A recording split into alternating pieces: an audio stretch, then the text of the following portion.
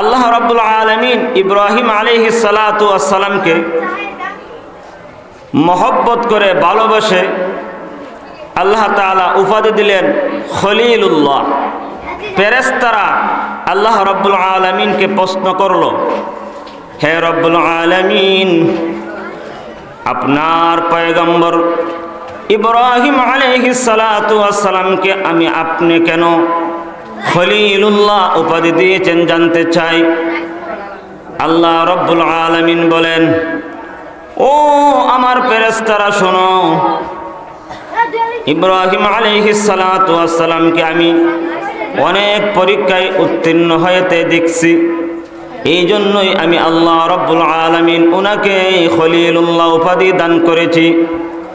ফেরেশতারা কানাঘুষা করতে শুরু করলেন, অর্থাৎ একজন আরেকজনকে বলতেছেন, ইব্রাহিম আলাইহিস সালাতু ওয়াস সালামকে আল্লাহ রাব্বুল আলামিন অঢেল ধনসম্পদ দান করেছেন, শিল্পপতি বানিয়েছেন।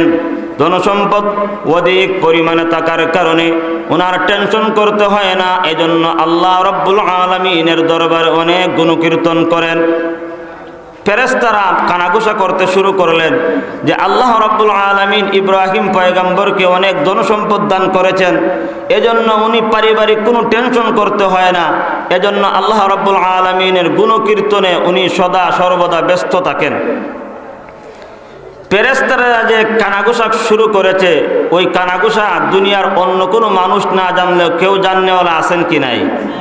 কে জানে? আল্লাহ রাব্বুল আলামিন বললেন, হে আমার ফেরেশতারা, তোমরা যে কানাঘুষা শুরু করেছো এইগুলো আমিও জানি, তাই কানাঘুষা করার কোনো প্রয়োজন নেই, বরং তোমরা আমার পয়গম্বর ইব্রাহিম আলাইহিস সালাতু ওয়াস সালামকে তোমরা একটা পরীক্ষা নিয়ে দেখো, ওই পরীক্ষায় যদি তিনি পাশ করেন তাহলে তো আর কানাঘুষা করবে না, বরং ওই পরীক্ষার কথাটাও আমি ইব্রাহিম আলাইহিস সালাতু ওয়াস সালামকে জানাবো না। আল্লাহ রাব্বুল আলামিন বললেন, দেখো তোমরা নিজে থেকেই একটা পরীক্ষা নিয়ে নাও, যে পরীক্ষার কথা আমি আমার পয়গম্বরকে জানাবো না। তখন ফেরেশতারা কি পরীক্ষা নিয়েছিলেন? ইব্রাহিম আলাইহিস সালাতু ওয়াস সালাম মাঠে ময়দানের মধ্যে বকরি চড়াইতেন। ইব্রাহিম আলাইহিস সালাতু ওয়াস সালাম বকরির পালের মধ্যে ঘুমিয়ে পড়েছেন। আমাদের সমাজে এরকম আছে না নাই, যে মাঠের মধ্যে গরু রাখালি করতেছে, কাজে ব্যস্ত ছিল, একটু বিশ্রাম নেওয়ার জন্য একটু গাছের ছায়ায়, একটু আড়ালের মধ্যে একটু প্রশান্তির জন্য বিশ্রাম নেয় কি নেয় না? ইব্রাহিম আলাইহিস সালাতু ওয়াস সালাম বকরির পালের মাঠের এক প্রান্তে তিনি ঘুমিয়ে পড়েছেন।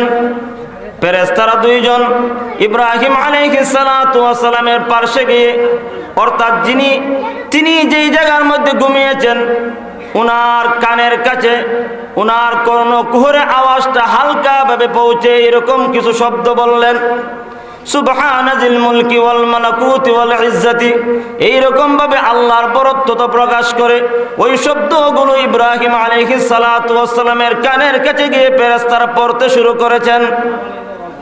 ইব্রাহিম আলাইহিস সালাতু ওয়াস সালাম ঘুম থেকে জাগ্রত হয়ে দেখে দুইজন অচেনা মানুষ ওনার কর্ণকুহরে আওয়াজগুলো পৌঁছিয়ে দিচ্ছে। ইব্রাহিম আলাইহিস সালাতু ওয়াস সালাম বললেন, তোমাদেরকেও আমি দেখে চিনতে পারি নাই, তোমাদের পরিচয় আমার জানা নাই, তবে জানতে চাই তোমরা কিছুক্ষণ পূর্বে কয়েকটা শব্দ উচ্চারণ করেছিলে, ওইগুলি আমাকে স্পষ্ট ভাষায় আমাকে শোনায়া দাও। এমন কিছু শব্দ যেইগুলো শব্দ আল্লাহ তাআলার বরত্বতা প্রকাশ করে। এই শব্দগুলো এরা এমনভাবে তেলাওয়াত করেছে যেমনভাবে অনেক দূরে যদি মাইক বাজতে থাকে তাহলে বক্তা কি বলতেছে শোনা যায়, পরিষ্কার বোঝা যায় না, কথাটা কি বলতেছে পরিষ্কার বোঝা যায় না, একটু আওয়াজ কানের মধ্যে আসে। তখন ইব্রাহিম আলাইহিস সালাতু ওয়াস সালাম যখন বললেন, তোমাদেরকে আমার চেনার প্রয়োজন নেই, কিন্তু তোমরা আমার আল্লাহ রাব্বুল আলামিনের বরত্বতা প্রকাশ করেছো, এজন্য শুনতে চাই ওইগুলো স্পষ্ট ভাষায় আমাকে একটু শোনায়া দাও। ফেরেশতা যে ইব্রাহিম আলাইহিস সালাতু ওয়াস সালাম চিনতে পারেন নাই, মনে করেছেন তারা দুইজন মানবরূপী কোনো মানুষ। তারা কিন্তু আসলে ফেরেশতা, পরীক্ষার জন্যই তারা এসেছে। আল্লাহ রাব্বুল আলামিন খলিলুল্লাহ কোন গুণের কারণে দিয়েছেন এটা পরীক্ষা করতেই হবে। তারা মানুষের আকৃতি ধারণ করে এই শব্দগুলো যখন পড়লো, ইব্রাহিম আলাইহিস সালাতু ওয়াস সালাম যখন বললেন আমাকে স্পষ্ট ভাষায় তুমি বলে দাও, তারা দুইজনের মধ্য থেকে একজন বলে উঠল, ও ইব্রাহিম পয়গম্বর, এইগুলি আমরা কাউকে মাগনা স্পষ্ট ভাষায় শুনতে দেই না, মাগনা তোমাকে স্পষ্ট আকারে উচ্চারণ করে শোনাবো না। ইব্রাহিম আলাইহিস সালাতু ওয়াস সালাম বললেন, তাহলে কিসের বিনিময়ে তোমরা আমাকে ওই শব্দগুলো শুনাইবা? ফেরেশতারা বলতেছে, ও ইব্রাহিম পয়গম্বর, তুমি বলো তুমি আমাদেরকে বিনিময় হিসেবে কি দিবে?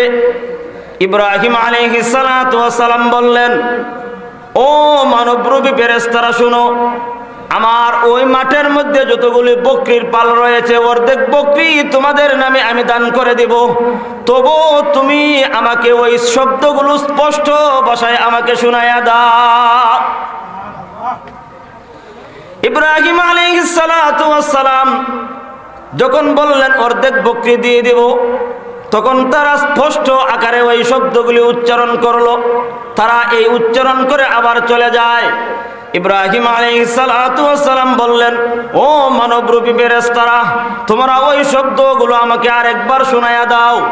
ওই মানবরূপী ফেরেশতারা বলতেছে, ও ইব্রাহিম পয়গম্বর, এই মুহূর্তে যদি আমি আবার আরেকবার শোনায় দেই তাহলে বিনিময়ে তুমি কি দিবে? ইব্রাহিম আলাইহিস সালাতু ওয়াস সালাম বললেন, বিনিময় হিসেবে আমার বাকি অর্ধেক বকরিও তোমাদের নামে দিয়ে দিব। এরপর যখন ইব্রাহিম আলাইহিস সালাতু ওয়াস সালামের কাছ থেকে মানবরূপী ফেরেশতারা চলে যায়, তখন ইব্রাহিম আলাইহিস সালাতু ওয়াস সালাম বললেন, ও মানবরূপী ফেরেশতারা, ওই শব্দগুলো আরেকবার আমাকে শোনাও। ফেরেশতারা বলতেছে, ও ইব্রাহিম পয়গম্বর, প্রথমবার শুনিয়েছিলাম তখন তুমি অর্ধেক বকরি দিয়েছিলে, দ্বিতীয়বার যখন শোনালাম তখন আরো অর্ধেক বকরি দিয়ে দিলে, এবার তৃতীয়বার যদি শোনাই তাহলে বিনিময় হিসেবে তুমি আমাদেরকে কি দান করবে? ইব্রাহিম আলাইহিস সালাতু ওয়াস সালাম কি জবাব দিয়েছিলেন? আল্লাহু আকবার। ইব্রাহিম আলাইহিস সালাতু ওয়াস সালাম তখন বলেছিলেন, ও মানবরূপী ফেরেশতারা, বাহ্যিকভাবে আমার কোনো অর্থ সম্পদ নেই এই মুহূর্তে, শুনে রাখো, তৃতীয়বারের মতন যদি তোমরা আমাকে ওই শব্দগুলো উচ্চারণ করে শুনায় দাও তাহলে আমি কিছু দিতে পারবো না, কমপক্ষে তোমাদের বকরি রাকাল হিসেবে আমাকে নিতে পারবে। বকরিগুলো তো একজন রাকাল হিসেবে রাকালি করার প্রয়োজন আছে, বাহ্যিক অর্থ সম্পদ এই মুহূর্তে আর দিতে পারবো না, কমপক্ষে তোমরা ওই বকরির পাল রাকাল হিসেবে আমাকে ব্যবহার করতে পারবে, তবু আমাকে তৃতীয়বার এই শব্দগুলো উচ্চারণ করে শোনাও। তখন ফেরেশতারা পরিচয় দিলেন। তখন ফেরেশতারা পরিচয় দিয়ে বললেন, ও ইব্রাহিম পয়গম্বর, আপনাকে আল্লাহ রাব্বুল আলামিন কেন খলিলুল্লাহ উপাধি দিয়েছেন এই জন্য আমরা দ্বিধাদ্বন্দ্বে ছিলাম, কানাঘুষা করেছিলাম। তখন আল্লাহ রাব্বুল আলামিন আমাদেরকে স্পেশাল পাওয়ার দিলেন যে যাও, আমি কোন গুণের কারণে আমার পয়গম্বর ইব্রাহিমকে খলিলুল্লাহ উপাধি দিয়েছি, তোমরা মনে করো এমনিতেই আমি খলিলুল্লাহ উপাধি দিয়েছি, তোমরা একটা পরীক্ষা করে নাও, যেই পরীক্ষার কথাটা আমি আমার পয়গম্বর ইব্রাহিমকে বলবো না। এতক্ষণের আলোচনায় কি বুঝলেন? ইব্রাহিম আলাইহিস সালাতু ওয়াস সালামের ভালোবাসা আল্লাহ রাব্বুল আলামিনের সাথে সামান্য ছিল না অসাধারণ ছিল? অসাধারণ ভালোবাসা ছিল। আমাদের যদি এই রকম কালেকশন আল্লাহ রাব্বুল আলামিনের সাথে থাকতো তাহলে ওয়াজ মাহফিলে আসলে সুবহানাল্লাহ, আলহামদুলিল্লাহ, আল্লাহু আকবার আওয়াজ এত আসতে হতো না, অবশ্যই জোরে আওয়াজ হতো। তাহলে আমরা এই যে মাহফিলে আসার তৌফিকটুকু আল্লাহ দান করেছেন, এটা আমাদের ব্যক্তিগত ক্রেডিট না মহান আল্লাহ রাব্বুল আলামিন আপনি আমাকে দান করেছেন?